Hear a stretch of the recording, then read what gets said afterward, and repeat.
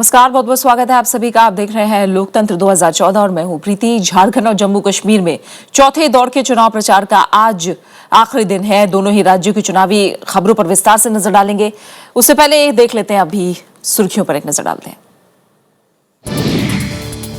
दोनों राज्यों में चौथे दौर के चुनाव प्रचार का आज आखिरी दिन। जम्मू कश्मीर के 18 और झारखंड की 15 सीटों पर 14 दिसंबर को होगा मतदान। जम्मू कश्मीर की पिछली सरकारों पर बीजेपी अध्यक्ष अमित शाह का आरोप, जनता को विकास से रखा महरूम। पीडीपी नेता मुफ्ती मोहम्मद सईद को जम्मू कश्मीर में भारी जीत का भरोसा, जनता से श्रीनगर को शिक्षा का केंद्र बनाने का किया वादा। झारखंड के डीजीपी ने की बाकी 2 दौर के मतदान के लिए सुरक्षा पर बैठक, नक्सल पीड़ित इलाकों में विशेष इंतजाम के निर्देश।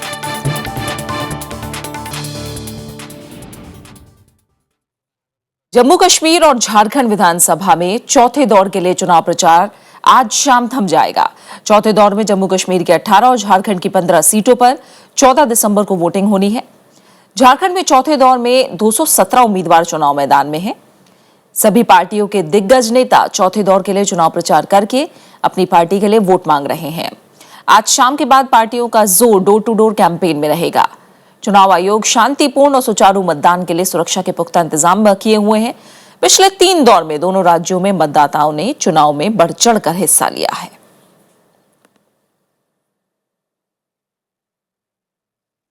और आइए अब खास नजर डालते हैं जम्मू कश्मीर पर।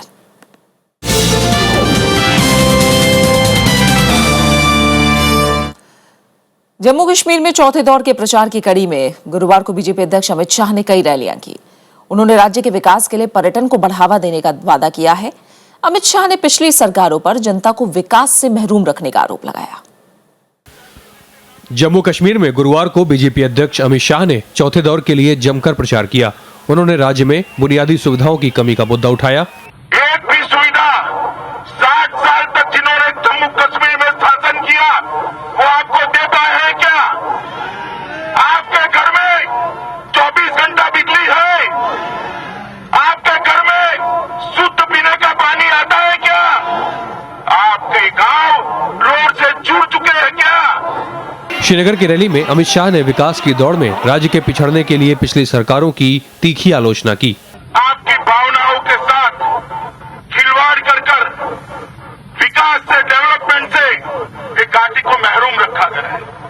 60 साल तक एक प्रकार का इमोशनल ब्लैकमेलिंग कर इन तीनों पार्टियों ने जम्मू कश्मीर को विकास से दूर रखा है।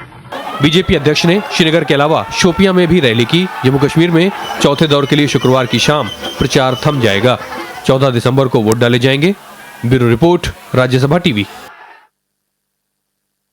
पीडीपी के वरिष्ठ नेता मुफ्ती मोहम्मद सईद ने गुरुवार को श्रीनगर में एक रैली को संबोधित किया। उन्होंने राज्य के युवाओं के मुद्दे पर जोर दिया। मुफ्ती मोहम्मद सईद ने श्रीनगर को शिक्षा का केंद्र बनाकर राज्य में रोजगार के मौके बढ़ाने का वादा किया। उन्होंने बीजेपी के मिशन 44+ पर भी चुटकी ली। इसको में जैसे कहते हैं नॉलेज का हब, जैसे हमारा बंगलोर है नॉलेज का हब है। 50,000 करोड़ का एक्सपोर्ट वहां से है। कैलिफोर्निया से आते हैं, प्रोजेक्ट वो करते हैं। इसको मैं नॉलेज का हब बनाना चाहता हूं। अनंतनाग जिले की 6 विधानसभा सीटों पर 14 दिसंबर को मतदान होगा। आइए एक नजर डालते हैं अनंतनाग जिले के सियासी समीकरण पर। यह है अनंतनाग जिला। पर्यटन के लिहाज से मशहूर ये जिला आस्था और पूजा अर्चना के लिए भी जाना जाता है। प्रसिद्ध अमरनाथ की गुफा इसी जिले में है। अनंतनाग जिले में 6 तहसील, 7 विकास खंड हैं। जिले की कुल आबादी 10,70,144 है। जनसंख्या के आधार पर अनंतनाग जम्मू कश्मीर का तीसरा सबसे बड़ा जिला है। ये जिला 2,917 वर्ग किलोमीटर में फैला हुआ है। अनंतनाग जिले में विधानसभा की 6 सीटें अनंतनाग, दोरू, कोकेरनाग, शानगुज, बिजबेहरा और पहलगाम हैं। इस जिले में मतदाताओं की तादाद 4,95,052 है। इसमें 2,57,000 237 पुरुष और 2,37,804 महिला मतदाता हैं। बिजबेहरा विधानसभा सीट पर सबसे ज्यादा और दोरू में सबसे कम मतदाता हैं। जिले के 631 मतदान केंद्रों पर 14 दिसंबर को वोटिंग होगी। Bureau report, Rajya Sabha TV. Srinagar जिले की अमीराकदल विधानसभा सीट पर इस बार बहुकोणीय मुकाबला दिख रहा है। बीजेपी ने इस सीट से पार्टी की स्टार प्रचारक हिना भट्ट को उतारा है। कांग्रेस, नेशनल कॉन्फ्रेंस और पीडीपी भी कड़ी चुनौती पेश कर रहे हैं। बाढ़ पीड़ितों के लिए राहत और पुनर्वास यहां बड़ा चुनावी मुद्दा है। ये है श्रीनगर का दिल कहे जाने वाला अमीराकदल विधानसभा क्षेत्र।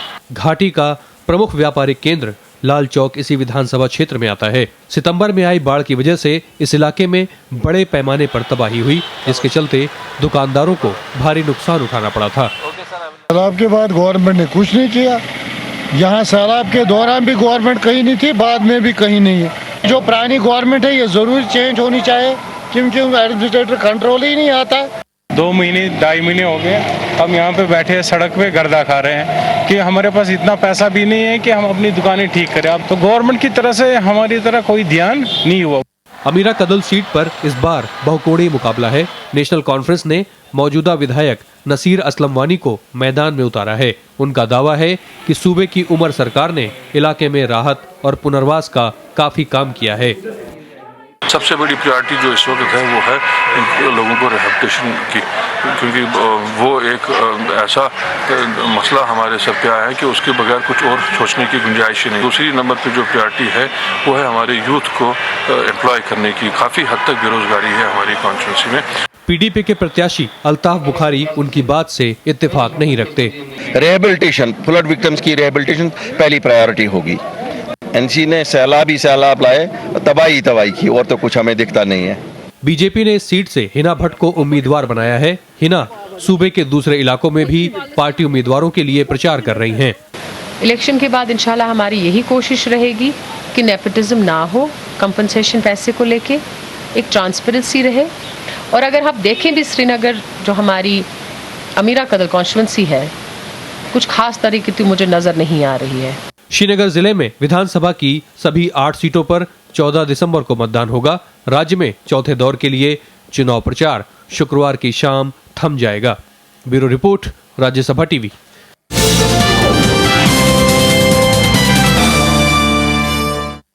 और अब बात झारखंड की।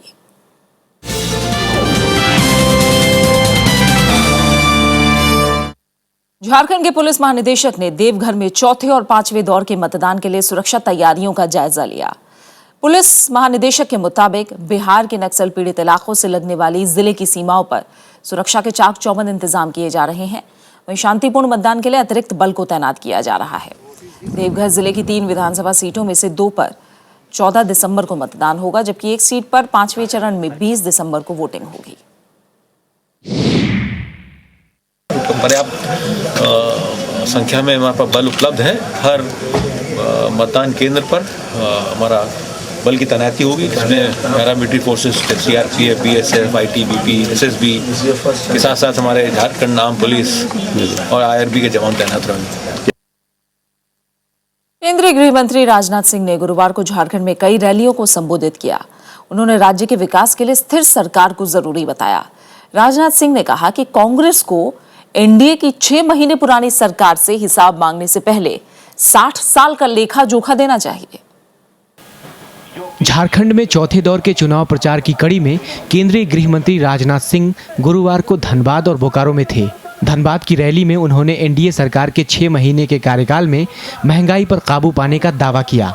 राजनाथ सिंह ने कहा कि केंद्र सरकार की नीतियों और कामकाज से देश के विकास के लिए बेहतर माहौल बना है। केंद्र में भाजपा की सरकार बनने के बाद लगातार और पेट्रोल और डीजल की कीमतों में कमी आई है, पहले से महंगाई भी घटी है।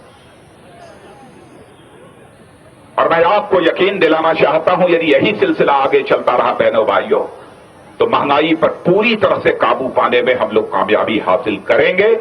बोकारो की रैली में राजनाथ सिंह ने झारखंड के विकास के मुद्दे पर जोर दिया। उन्होंने विकास के लिए बीजेपी को पूर्ण बहुमत से जिताने की अपील भी की। केंद्र में हमारी सरकार बन गई है, लेकिन झारखंड राज्य में भी जब तक सरकार नहीं बनेगी तब तक हम जो करना चाहते हैं झारखंड में वह कर पाना हमारे लिए कठिन होगा। झारखंड में विधानसभा चुनाव के 3 दौर पूरे हो चुके हैं। शुक्रवार को चौथे चरण के लिए प्रचार थम जाएगा। 14 दिसंबर को राज्य की 15 सीटों पर मतदान होना है। Bureau report, Rajya Sabha TV. एकीकृत बिहार का धनबाद उद्योग धंधों के लिए काफी मशहूर था, लेकिन जब से झारखंड बना उसके बाद इस जिले में औद्योगिक विकास रुक सा गया। अब आलम यह है कि कई उद्योग यहां बंद हो चुके हैं और अब बेरोजगारी यहां बड़ा चुनावी मुद्दा बन गया है। झारखंड का धनबाद जिला कोयले की खानों के लिए मशहूर इस जिले में विधानसभा की 6 सीटें सिंदरी, निरसा, धनबाद, झरिया, टुंडी और बागमारा हैं। इसकी सीमा पश्चिम बंगाल से लगती है। किसी जमाने में यहाँ कोयला आधारित उद्योगों की भरमार थी, जिनसे हजारों परिवारों की रोजी रोटी चलती थी। लेकिन बीते 3 दशकों में उपेक्षा के चलते उद्योग धंधे बुरी तरह तबाह हो गए।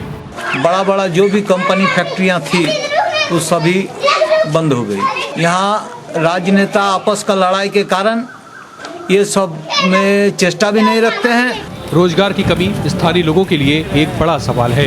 लोग इस चुनाव में इस समस्या का निदान भी चाहते हैं।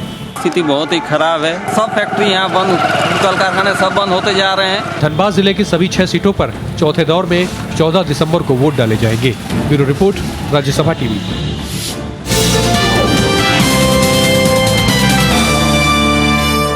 और इसी के साथ फिलहाल लोकतंत्र में इतना ही। छोटा सा ब्रेक और ब्रेक के बाद देखिए वर्डिक्ट।